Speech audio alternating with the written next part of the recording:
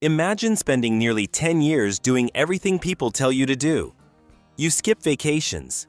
You drive an old car long after it's gone out of style. You work overtime while everyone else is enjoying weekends. Every payday, you save first and spend what's left. Month after month, year after year. Your balance slowly grows. $1,000, $10,000, $50,000. Then one evening, after another ordinary day at work, you open your banking app. For a few seconds, you just stare at the screen. $100,237. A six-figure savings account. For many people, that's not just money. It's years of sacrifice. Years of saying no when everyone else said yes. But here's the surprising part. Saving the first $100,000 wasn't Daniel's biggest challenge. Keeping it was.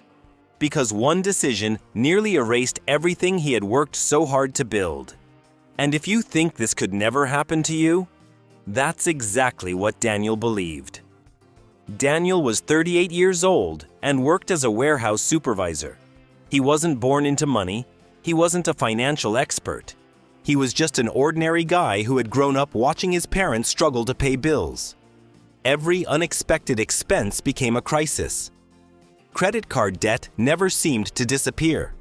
Money always felt like a source of stress. Daniel promised himself that one day he would have enough saved that a surprise expense wouldn't ruin his life. So when he landed his first full-time job, he made a simple rule. Pay yourself first. Before buying anything, part of every paycheck went into savings. Sometimes it was $50, sometimes $200.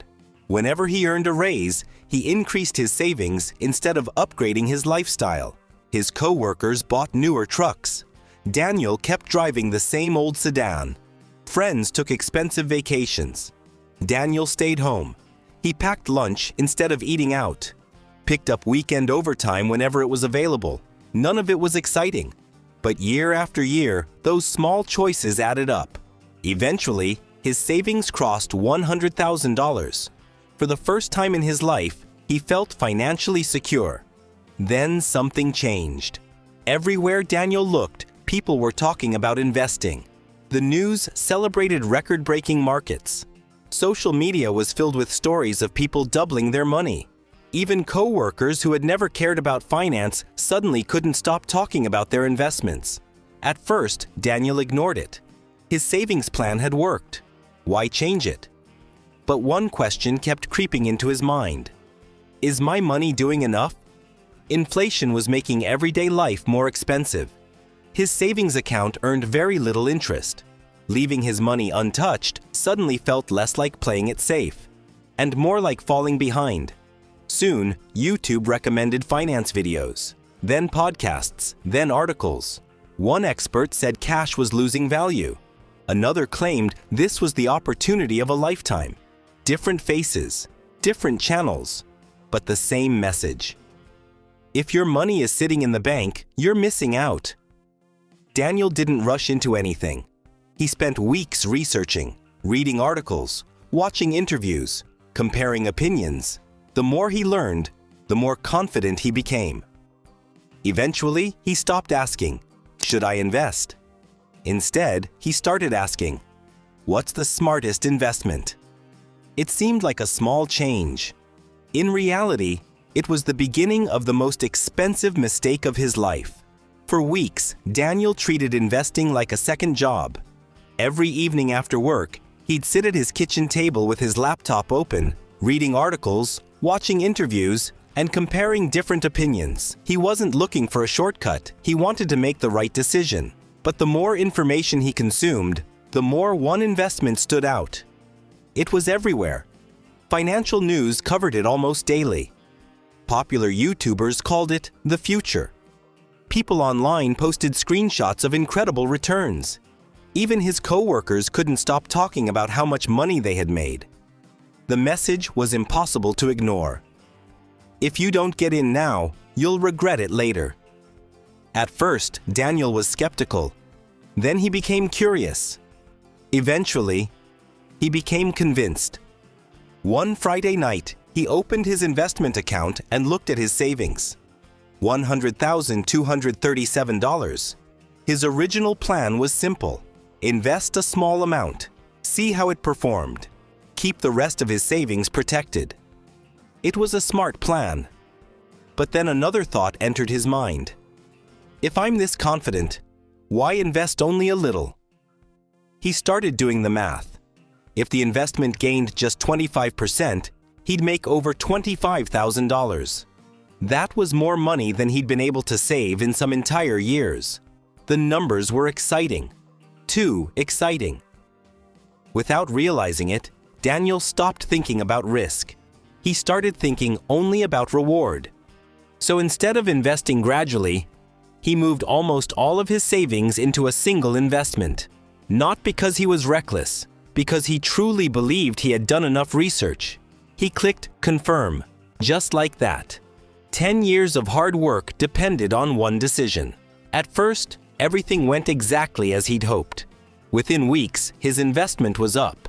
His account climbed past $105,000, then $110,000, then nearly $115,000.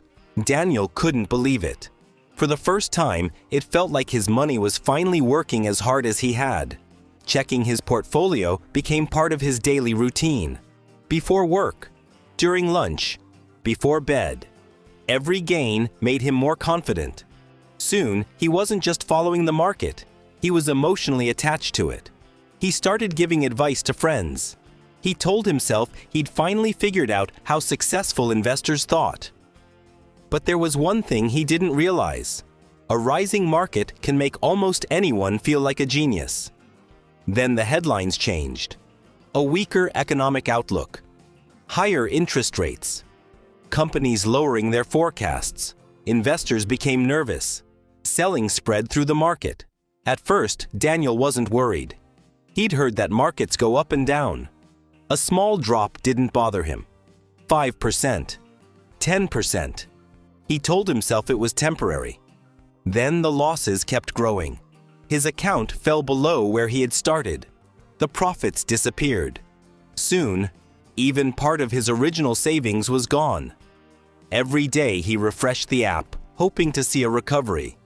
Instead, he saw more red. The confidence he had built over months began to disappear. Sleep became harder. Work became distracting. The investment wasn't just affecting his finances anymore. It was affecting his life. Friends who had once celebrated the investment stopped mentioning it. The experts Daniel had trusted no longer agreed with each other. Some insisted investors should hold. Others warned that the worst was still ahead. The certainty that had convinced him to invest was gone. Now there were only opinions, and Daniel had to make the decision alone. Should he sell and accept the loss, or keep holding and hope things turned around? Every option felt wrong, and that's when he realized something. The biggest mistake wasn't choosing the wrong investment. It happened much earlier. The moment he put nearly everything he had into one single idea. Daniel held on for several more months. Every small rally gave him hope. Maybe this is the recovery. Then the market would fall again. Each drop made it harder to think clearly. He wasn't making decisions anymore. His emotions were. Eventually, Daniel accepted what he had been trying to avoid. He sold. When the trade was complete, he just sat there in silence. 10 years of discipline had been damaged by one decision that took less than 10 minutes to make. The hardest part wasn't seeing the loss. It was realizing he had ignored the plan that got him there in the first place.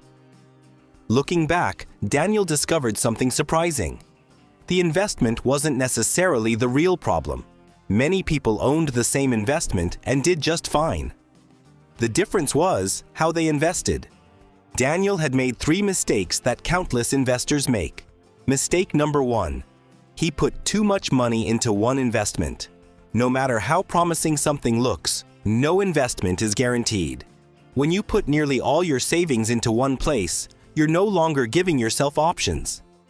If that investment struggles, your entire financial future struggles with it. That's why experienced investors talk so much about diversification.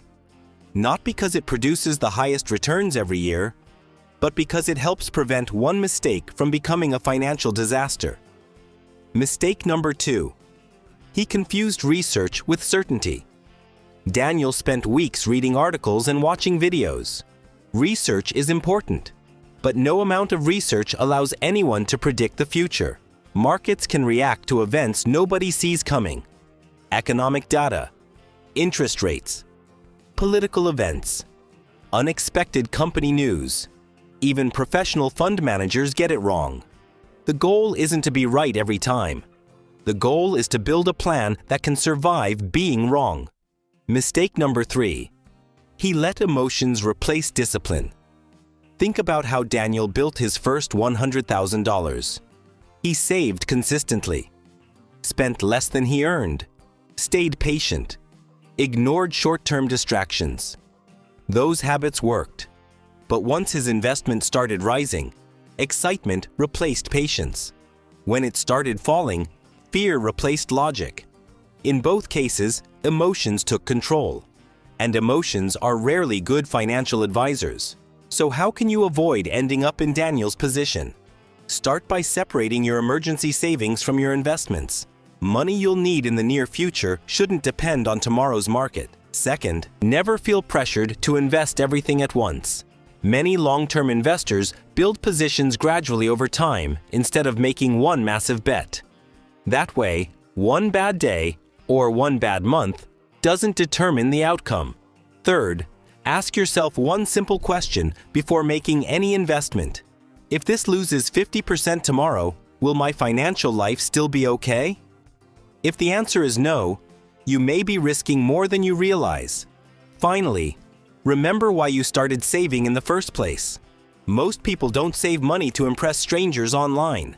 They save for security, freedom, a home, retirement, their children's future. Those goals don't require perfect timing. They require consistent decisions made over many years. About 2 years later, Daniel looked at his finances again. He wasn't back where he started overnight. Rebuilding took time, but something had changed. This time, his money wasn't concentrated in one investment. He had rebuilt his emergency fund. He invested regularly instead of emotionally. He spread his investments instead of chasing the next big thing. Most importantly, he stopped trying to get rich quickly and started focusing on staying financially secure. That's when he realized the biggest lesson of all. The first $100,000 wasn't created by one brilliant decision. It was created by thousands of small, disciplined ones. And the same discipline that helped him build wealth was the discipline that helped him rebuild it. So if there's one lesson to take away from Daniel's story, it's this. Building wealth is difficult. Protecting it is just as important.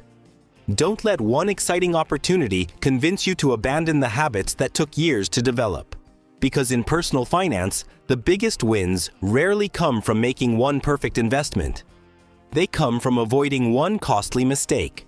If you found this story valuable, consider subscribing for more real-world financial stories that can help you make better money decisions. Thanks for watching.